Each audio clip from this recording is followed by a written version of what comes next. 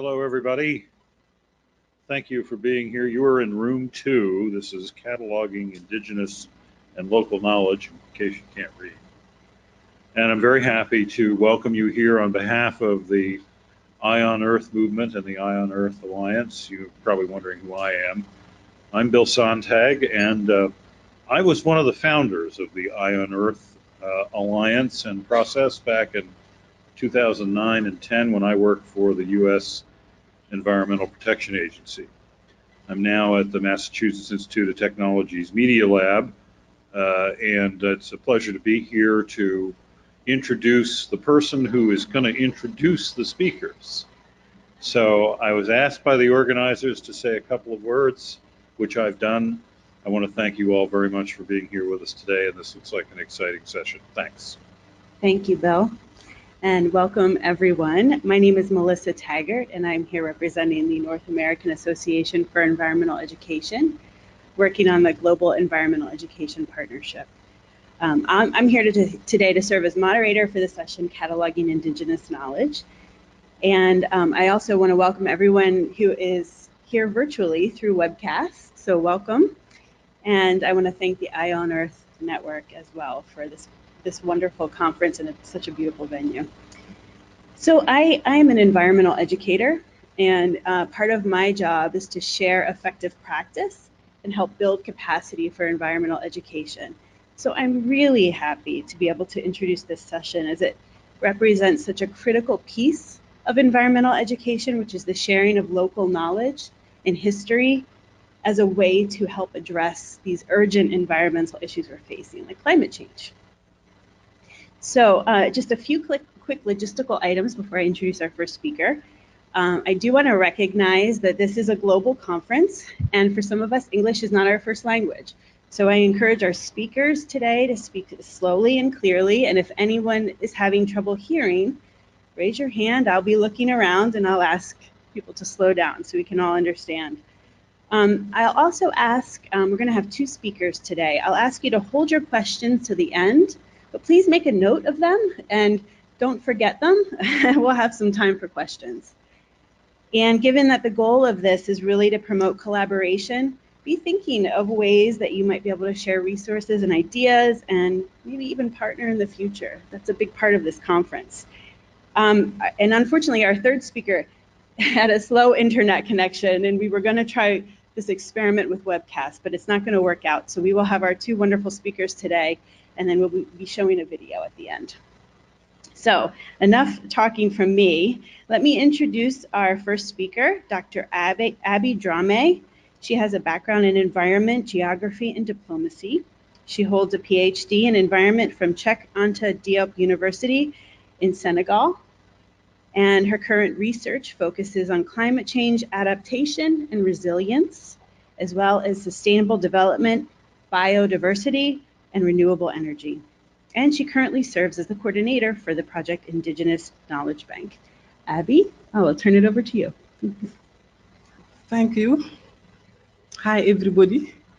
I'm happy to be here and share our story. I can tell our story. Cataloging Indigenous Knowledge is the kind of story which it is a part of our project, Indigenous Knowledge Bank. It's as if we have a bank and the knowledge is our money. I am happy to share this story with you today. The outline is the issue. We make some definition of the term indigenous knowledge, the context, our approach, and cataloging indigenous knowledge best practices. What does it mean? Opportunity with Paris Agreement. We have also SDGs, and we can share some results with Indigenous Knowledge Bank, but also with a new project, ET4CC, that we have with another partner, CTCN. Some achievement with both projects, lesson learned, and some perspective, if you allow me. The issue of cataloging indigenous knowledge is the difference between modern and traditional knowledge. As you know, indigenous knowledge is orally transmitted from generation to generation. But now I have experienced renewed interest from researchers and development actors. But there is a lack of connection, not strong analysis between the impact of climate change and the livelihood of communities. But you can find some studies about indigenous and how they use natural resources. But the deep analysis between climate change impact is sometimes, you hear sometimes maladaptation is a problem in developing country. And we think to have what we want, we have NAPA before now, before there is NAPA. And with NAPA, our countries make some proposal about modern infrastructure for adaptation and forget everything about indigenous knowledge. But as you know, our community must well their knowledge. It is what they must better. And when the event happen, we don't have some time to build infrastructure immediately or doing some initiative which can help communities, because proposals they don't have. You cannot write proposal today and have money to build infrastructure today. There is also a lack of documentation which could facilitate the process. In our discussion with many people in GIEC, in French, IPCC, at the beginning, they told it not easy to take account about indigenous knowledge. There is no documentation about indigenous knowledge. It is one of our motivation to go deeply and document indigenous knowledge. There is also no partnership between scientists and people working on indigenous knowledge or indigenous knowledge people. Lack of awareness that indigenous knowledge can contribute to local development strategy by taking account circumstances, local potential, experiences, and wisdom. Weak access of indigenous knowledge, best practices, information in the sphere of decision maker. That's why in their proposal, in NAPA and also in their document, they don't mention indigenous knowledge before. Yeah, just modern infrastructure, how to, but no anything. And in Africa, I think it's very important to take care about indigenous knowledge. I think it's important to make a definition of indigenous knowledge. Sometimes there is confusion. In the project Indigenous Knowledge Bank, the term indigenous knowledge is used in the broader sense to mean all knowledge that exists and develop in a community, locally and specifically. We don't want to just say indigenous knowledge is the knowledge belonging to indigenous people. Sometimes indigenous people is not if it is clear in English, it is not clear in French. Sometimes that can mean marginalized people and something like that. But in with what we are doing, indigenous knowledge is synonym of local, endogene. We want to go deeply with the knowledge of community, not just marginalized people or something like that. We want to see broadly what happened.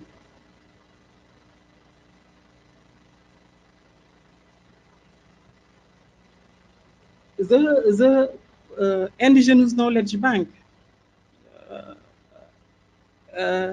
is built from ENDA experiences in climate change, vulnerability, impact, and adaptation. Desertification, as before, we have some project related to this aspect, this topic, sustainable development, desertification, and biodiversity, and so other projects related in poverty, etc. We want to build in this experience and valorize the vast reservoir of indigenous local knowledge and coping strategy that have helped Africa to engage with climate change over the time and space. The project has been developed by ENDA in partnership with UNITAR.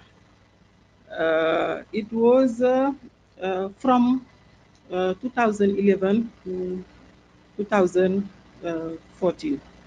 It is the first project. We know some of local knowledge has been forgotten, hidden, or simply ignored. And through they have very valuable for mitigation and adaptation research effort to achieve sustainable social ecological development. Our approach is like standard approach we have in research. We develop a tool, guideline, or questionnaire, and make some consultation, multi-stakeholders consultation. We work with NGO, CBO, civil society organization, but also local community. But we couldn't go far without local community. And what we are doing is some interviews, focus group, some meeting to gather knowledge from various ecosystems. We work in arid, semi-arid area, depending of the issue we find there. Document best practices, and also hold some workshop of validation, because we couldn't share it without doing some validation activities. What is new and central for the ENDA's Indigenous Knowledge Bank is that aim not only to collect knowledge, but usefully and strategically share, deploy such knowledge, and involve multi-stakeholders. We think to solve some issue I mentioned earlier, with decision maker, the problem of documentation, we have to share broadly to develop many tools which can reach different level of the community.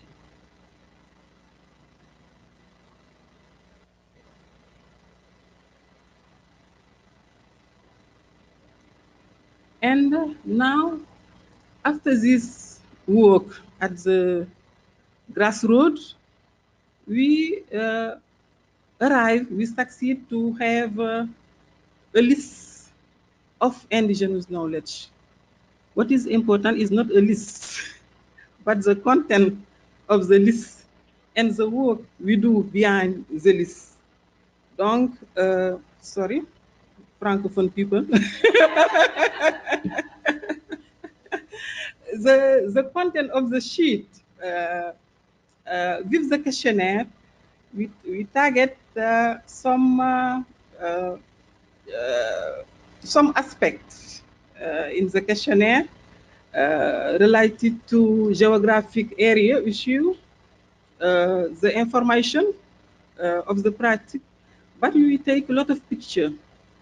We have also some videos, some films, of activities developing at the grassroots level.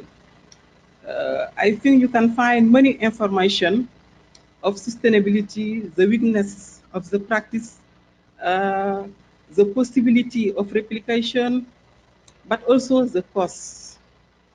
But why our decision making? They don't mention in their proposal our local knowledge. Some people think there is no cost. And it's possible we need to invest in indigenous knowledge. You can find all this information and the format look like this. The format we document the indigenous knowledge in the project Indigenous Knowledge Bank. And with this, we arrive to have a catalog of best practices in some countries. What is look like our database about indigenous knowledge with the first project with UNITA. We make also some publication. Are we target different level? This is the policymakers and all the research people. We have to make a lot of tools. We have to use a lot of tools, but also to have many ways of dissemination of the information. With our catalog also, we can try to make some link with SDGs. And what is common for all these best practices is the link with climate change. Climate change is something transversal to all these best indigenous knowledge, best practices. We can go one by one, but it will take time. You understand when we use, for example, best practices related to land management and land degradation, there is the aspect of poverty also. You can see all the poverty also of all the aspect of education. Each SDG goal can be related with some best practices.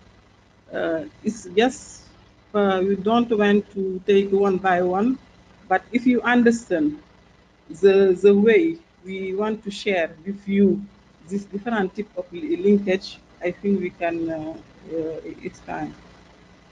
Some example of best practices. I think Zai is the practices most known in West Africa. I don't know, the part of Asia or also, but there is common best practices recognized in Zai, in Half to Moon, and other technologies. Some examples, some picture. We have also a lot of video about indigenous knowledge. As in this first step, with this project, we were in Senegal, Benin, Burkina Faso, Gambia. I think we do this country, and the other project help us to do more. I think we do a lot of advocacy, but Paris Agreement is is something very useful to recognize indigenous knowledge. Paris Agreement makes specific reference to the development and enhancement of indigenous capacity and technology. Paragraph 3, 57B. And recognize the needs to strengthen knowledge, technology, practices, and effort of community and indigenous people related to address and response to climate change, and establish a platform for exchange of experience and sharing best practices. The idea of sharing is our advocacy for 3 years, and with Paris agreements, I think is a good thing. What we are doing, we have some result. There is also some positive point with SDGs, the document transforming our world, the Agenda 2050, 2030 for sustainable development, pledge that no one will left behind. It's it's a common word now for people working in sustainable development.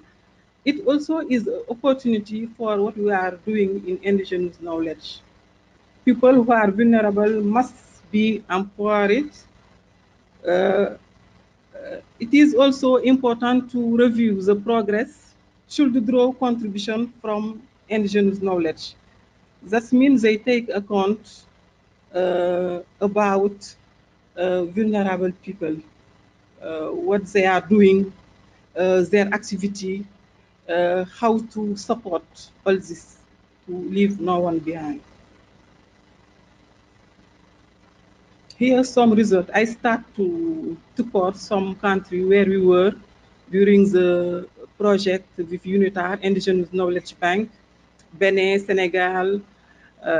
It's not enough, but it's just a project. We need to start something to document. It is what is important, not the mass of country where we were and the people involving in the process. But we need, as NGO, we don't have a lot of means to start something, to give away to others. After Paris Agreement, with Paris Agreement, uh, uh, all the stakeholders who don't work before in indigenous knowledge start now to contact us, and they want to do something in indigenous knowledge. That's why we have this project promoting indigenous technology for climate change adaptation and mitigation. It is a project with CTCN. After the conference, after Paris conference, they have now the willing to do something.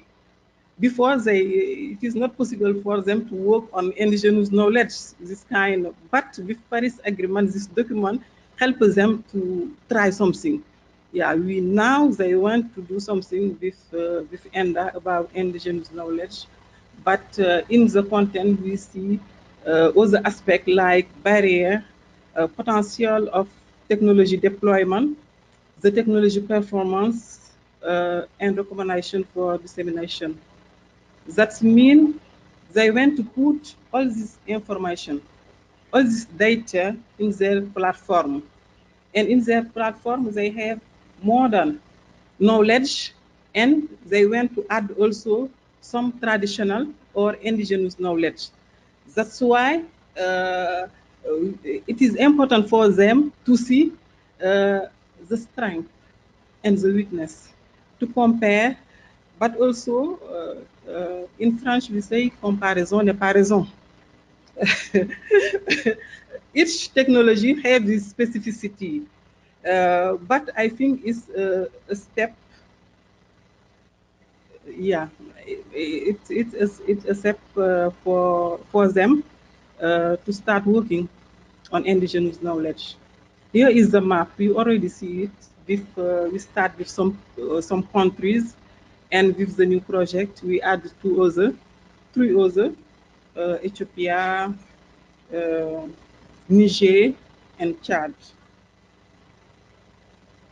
We have some achievement relating to multi-stakeholder consultation. We develop some partnership with the institution you see here. They are NGOs, there are research institute, its government, and also its civil society. Many stakeholders were involved. In terms of dissemination of information also, you see our web, we start something with internet. Before also, every time when we go to COP, we develop policy brief to share with policymakers, develop a lot of videos and something like to share in our place of exhibition. It is our way to advocacy. Some lesson learned also. Can I take 2 minutes more? Good. Yeah, we have learned about our project. And what is important is contribution of local knowledge to fight against poverty, but also there is a good contribution in sustainable development. Yeah, you cannot go without our local knowledge. In Africa, in the country targeted in our investigation.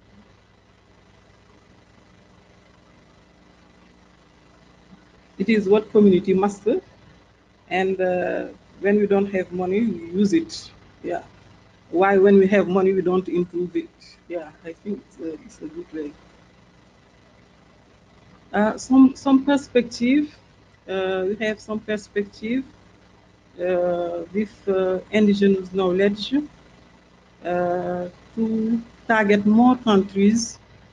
As you see, we are just in some little countries, and in a country we are in some locality, very small locality. But what is important is, as I say, to start something. Cataloging IT currently in use or which has been used in the past enable community to overcome difficulty fast, face it to local community at the international level. We need to promote more indigenous knowledge, develop capacity of community, and also with the new dynamic with NDC, we have a role to play as NGO. With NAPS also, we have to do something to strengthen capacity of many stakeholders, not only decision makers, but also research people. Uh, we understand some people working, they don't want to hear indigenous knowledge is something who belong in the past. Yeah, no, we don't want to go. We have a future to manage while using traditional knowledge. There is a debate at the university about indigenous knowledge. Why going in a past? Yeah, it's not a way to improve things. We are here also to develop partnership with people who are here as we have the opportunity with SDG, with Paris Agreement to do something. Thank you. Thank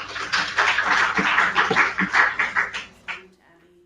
That was really, really great, and it strikes me how fragile, but how important this information is, and just putting in the many stakeholders that you work with to get to where you are, and how it has kind of expanded to some additional countries.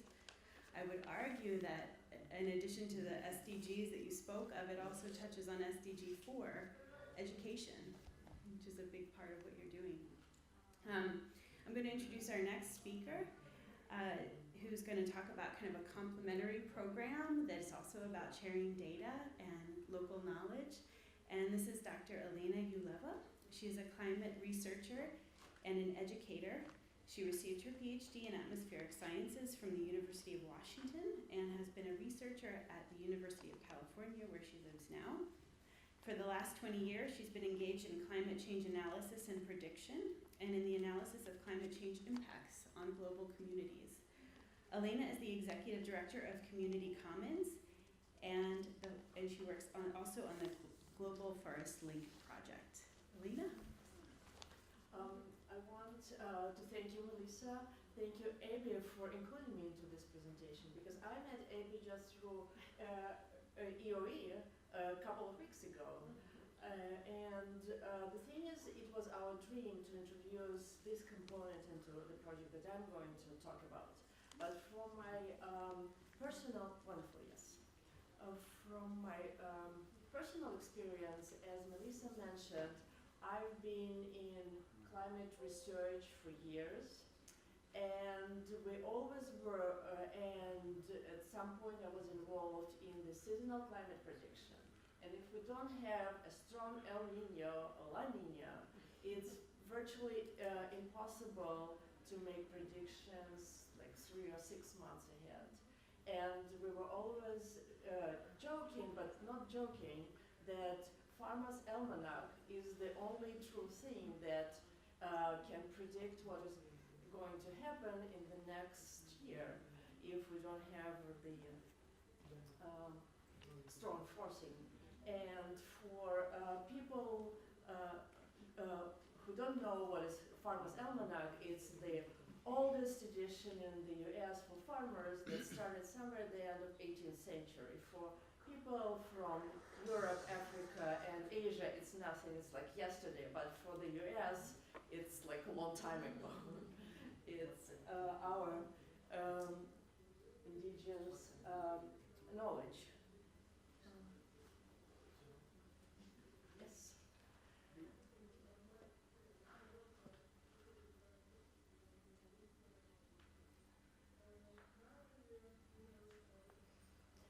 And here I want to talk about the education project that I'm a founder of and co-director of. The project is called Global Forest Link, and we are engaging youth from, can I go to the first slide?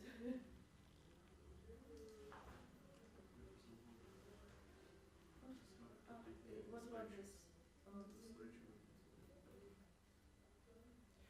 We are engaging youth from all over the world in the collaborative analysis, that's fine, we can,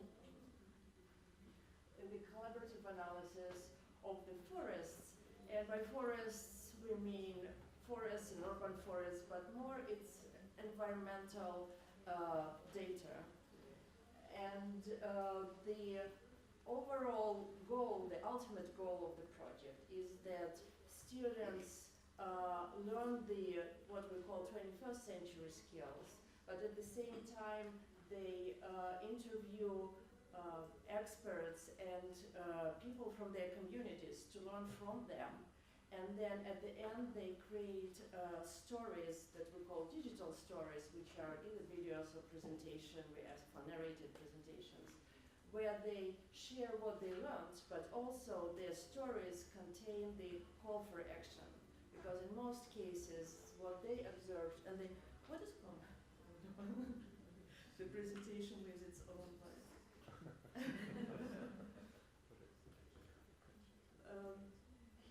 In most cases, what they observe is the degradation of the communities where they live, and they are trying to communicate the possible solutions or possibly just draw attention to what is going on. Can I?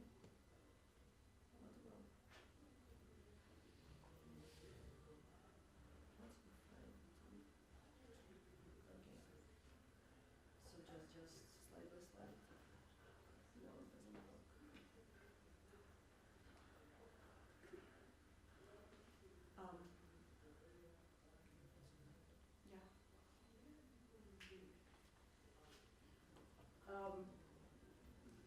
So how the project works. The students can join the project, any group of students can join the project. We have the Global Forest Link portal, which has all the information and all the education materials that are needed, and everything is online. The students go to the nearest forests or parks and they collect data and they upload it, and by data I mean photos and forest surveys, and they upload there on the portal, and then we create then we put them into the special visual analysis tool called SWAF, where the data and images become available to the larger community. And we also connect this this data to the big data, to Earth observation data, to satellite images data, and allow everyone to analyze this data. And after this, the students analyze the data that they collected and all the peers all over the world collected. And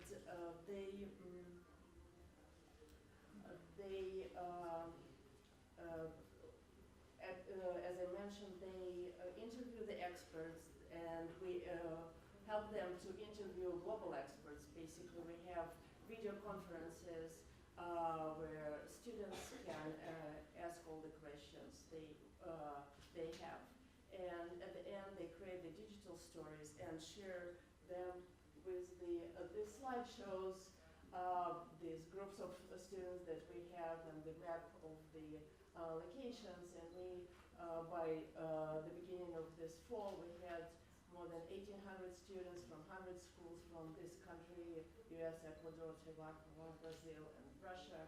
And the icons show the locations of the school. And we're always looking for participants. How we really want to include students from Africa who will be able to interview people in their local communities and share the stories. The beauty of the stories, of sharing the stories in our portal is that they can be parsed by keywords. You can find all the information that is there. You also can slice and dice, understand the similarities.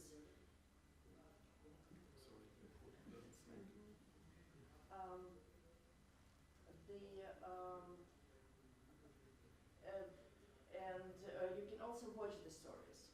And I wanted to show you, let me just show the video. One of the videos from the,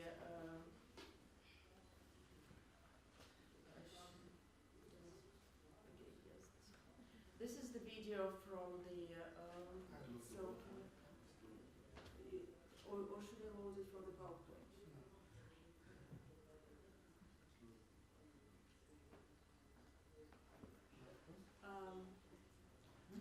This is the video from the the students from San Diego, and this is the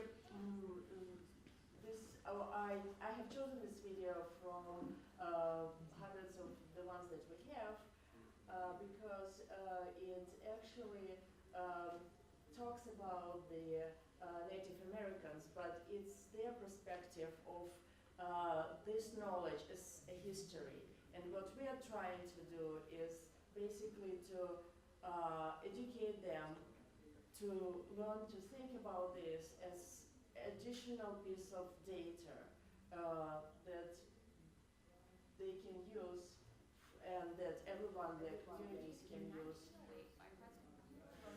Who named it after Grove, Cleveland. Cleveland National Forest extends in discrete pockets from Orange County south to Interstate 8, but for the purposes of this video, I'll mainly stick to the Laguna Mountain Recreation Area, the eastern city of San Diego.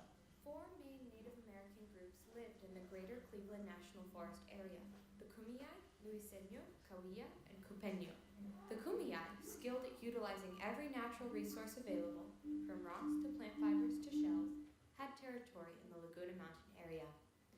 Presently, some Kumeyaay live on reservations, such as the Viejas and Sequan reservations, but the vast majority live in the general community. Acorn woodpeckers noisily make holes in tree trunks to hold their winter nut stashes. Coyotes are omnivorous, eating various meats and plants. One particularly unexpected creature to encounter in the park is the domestic cow. Peter Delio, a volunteer in the park, tells me that herds are permitted to graze the meadows for part of the year, Numerous species of deciduous and evergreen trees live in the Cleveland National Forest. Deciduous trees lose their leaves in the fall, while evergreens do not. The ponderosa pine is an extremely common find in Cleveland and across the western United States. The incense cedar is another conifer found in the forest. California black oak has a very differently shaped leaf from the evergreens. Volunteer Peter DeLeo tells me that the drought has weakened the trees, making them vulnerable to threats like fire and parasitic bugs. In 2013, the Chariot Fire swept over 7,000 acres, mostly within Cleveland. It was one of a number of large recent fires, including the Cedar Fire of 2003, the largest fire in San Diego history. Fires have always happened, but they are more frequent, more destructive, and larger in times of drought. The link between drought and fire is fairly obvious. Dry wood ignites more easily, but why would the drought affect insect infestation? Sap, which carries nutrients and protects the tree by trapping invaders in its stickiness, is mostly water. All of the trees are hurting from lack of water, but the gold-spotted oak borer beetle is really going after the oaks, which leaves the entire local ecosystem at risk. The Laguna Mountain Recreation Area balances conservation with providing a place for the community to enjoy the outdoors. In the winter, people come to sled and play in the snow. Visitors to the forest are allowed to hunt with a permit in some areas. One popular hiking trail is the Pacific Crest National Scenic Trail. Though it stretches 2,650 miles from the Canadian border to Mexico, a small portion of it is in Cleveland. So this is how they're trying to link together the information. And the goal of our project is actually to promote the understanding that you really use these indigenous data as any social data that you would use. You parse it, you organize it, you analyze it, and link it to other data. And I'm sorry my presentation didn't, yeah, but that's fine. So I'm open for the questions.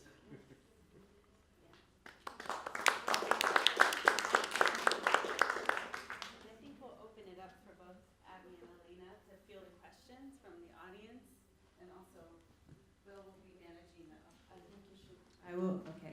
Let me say this again so that our people remotely can hear me. We're going to open it now to questions and you can pose them to either Abby or Elena, and also Bill's going to be checking to see if we've gotten any from our remote guests. Nothing yet? Okay. Here.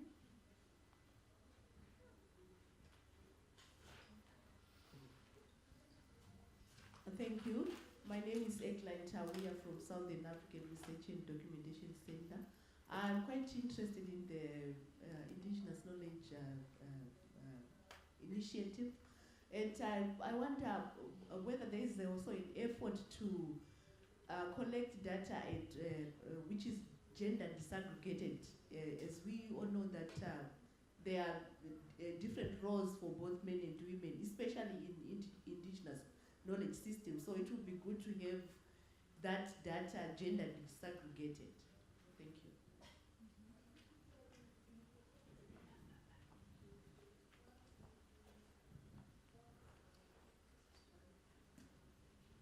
Thank you for your question. I think gender issue is very important in indigenous knowledge. And what we are doing when we document indigenous knowledge, we make some separate focus group also with women and try to connect with them. But sometimes when they are with in group with men, you don't. It's difficult for them to share some relevant information. I think what we are doing also with the new project is to allocate an important part about gender issue. We go very deeply when we treat the information. I don't know if when we share it, perhaps it couldn't appear. Or it's have just some minutes.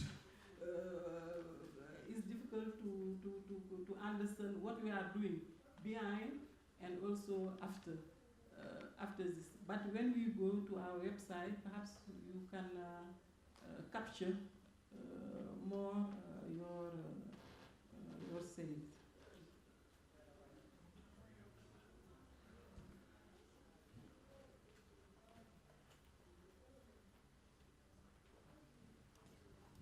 Thank you. Very nice presentations, both of you. My name is Judy Browse, and I'm from the North American Association for Environmental Education in Washington, D.C. And Abby, I wondered if you do training with conservation professionals to share this data on how it is used to actually inform practice on the ground. That was one question. And Elena had a question about, of all the work that you've done with students, what has surprised you the most in terms of what you've learned?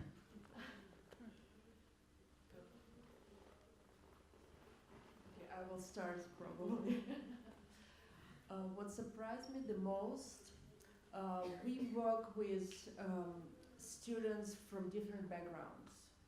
We are trying to make it easy to enter the project because all the tutorials, all the steps of the projects, all the parts of the project, they are designed in the way that you can adapt it to every situation, to every level. And for instance, in San Diego, we worked with students from very affluent communities, and then from the communities where 90% of the students in the school are from recent immigrant families. And what surprised me that actually there is no difference between the students except for knowledge of technology. And I think that this is the main divider right now, and this is something that we have to overcome. And when we talk to Abby on how we can engage youth from Africa in our project, which we are really keen to do, we really have to think of how we can provide not just like internet to everyone, but maybe just single cameras or tablets to students, which they don't cost anything now, but you just need to provide them, and they will learn how to use them immediately. And another thing is along the lines of the gender divide. We found that actually girls are more passionate than boys in trying to improve the world. So our project actually gains from women engagement because they really want not just to study something, but to really improve something. And I think this is when you're thinking about education gap in between the genders, I think you always have to think about the project learning and the project that actually call for action. Thank you. I think sometimes we put in capacity building everything.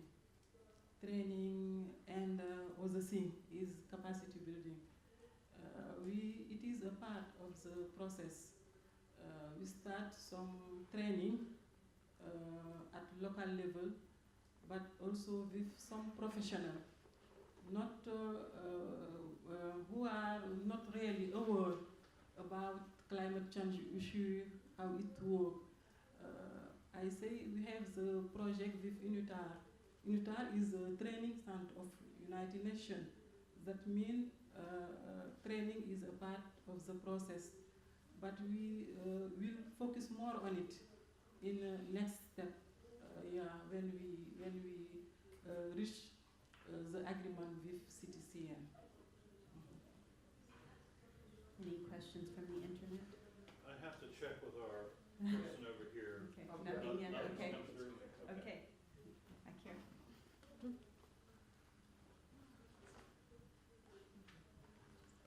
Good morning and thank you to our two panelists. I'm Roshan Jill Mamet from the Global Green Road Institute based here in the UAE in Abu Dhabi. I'm not a traditional knowledge and indigenous knowledge expert. However, for a country with a very young population such as the UAE, I think it is important to understand that there's a common conception that when you talk about traditional knowledge or indigenous knowledge, once a country modernizes, they kind of forget about that. But here in the UAE, for example, they're still practicing that. However, how do we sustain that? My question to the panelists is that based on your experience, how do you think we can utilize modern technology, such as social media, so that the current generation who would carry on the sustainability of this indigenous knowledge or traditional knowledge, however we call it, would be sustained not only for this current generations, but for the generations to come. So if you can just shed some of your experience on the utilization of modern technology, like social media, that would be very important, and how we can possibly use it specifically for climate change adaptation, as we are very interested in that here in the UAE. Thank you. Thank you for your question. I can say also urbanization is a constraint of the development also of indigenous knowledge. We need to take care about the evolution, how to use social media, how to work to connect scientists with indigenous people. I think it's very important to use all modern things together and see how to improve indigenous knowledge.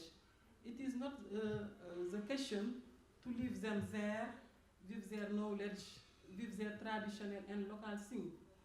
The debate is how to link scientists and indigenous people to improve what we are doing. It is traditional, but there is some limitation. Yeah, if you take a sheet of indigenous knowledge best practices 1, you can see a lot of limitation. This limitation is to involve scientists and other technician people to get together with them and try to improve the indigenous knowledge. It's not modern in this side, traditional in the other side. I think what is better is to put them together. Each of them can learn from others. It is, I think, what we think about indigenous knowledge. Not just leave it, it is indigenous knowledge, there is limitation. To make it sustainable, we need to look at what happened now and how to go with this. I also think, like, if we start talking about social media, I think we have to engage youth as much as possible. Probably have some competitions, because in our digital story, final digital story, we have a competition where we have different rubrics, and one of the rubric is creativity. And we have so many really funny and interesting stories there. And I think if we really do this competition with the goal of trying to engage youth in preserving the community knowledge and convening it via their stories, this is one thing. They're much better than us in formulating this in, it used to be 140 characters. Now it's a little bit more, but I think this is like the new age. You cannot really do a paragraph, you have to do a tweet. We have here a video about traditional way of forecasting. Perhaps we don't have time to show it, but in this video we involve scientists to say what they think about this way of forecasting, to comment what traditional people are doing. we have it. It's 15 minutes. It's something to read, not to listen. The voice is in French. There is transcription in English. If you have time, you can watch it. But if not, yeah, we can. Yeah, so maybe over lunch we can. So we're going to take one more question, and I realize that this session is keeping you from. We're going to have lunch next, and I don't want to keep people from lunch. It's very important. So we'll take one more question, and then we'll have some closing comments. I'm Veronica Ruiz. I'm working for the International Union for Conservation of Nature and Program Officer on Nature-Based Solution.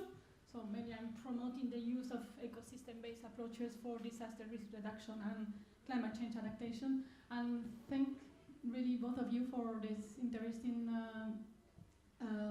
session. And Eddie, you mentioned that there is different issues. You mentioned there is a lack of integration of indigenous knowledge. There is also a lack of ownership for local communities. But what do you think could be is necessary to be done, or what is missing to address all those issues from your point of view?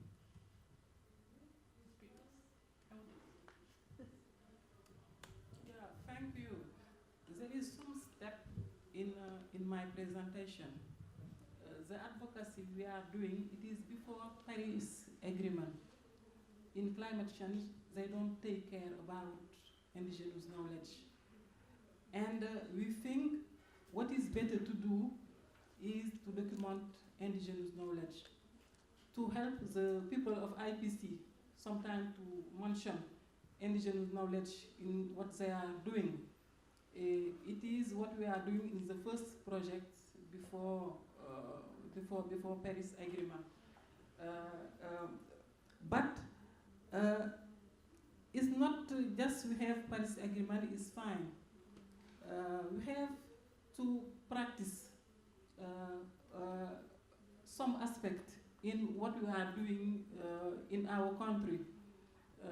Sometimes in many documents you couldn't find any word of indigenous knowledge, and it is what our community master the best. If you bring modern technology, you have to train them. It is not the case when you use traditional thing. The children grow up with seeing his parents doing some kind of activities. But I think with the lack, everybody have to do, it is not only the role of NGO. The research have a part to play, civil society, decision maker. We have to let them more aware of the role of indigenous knowledge, but also about the ownership. Sometimes when you don't support indigenous people, after they feel alone and they don't have support. It is not a good way, I think, to fill this gap. Yeah. So thank you very much. I just wanted to make a brief comment, I think appropriate for this session.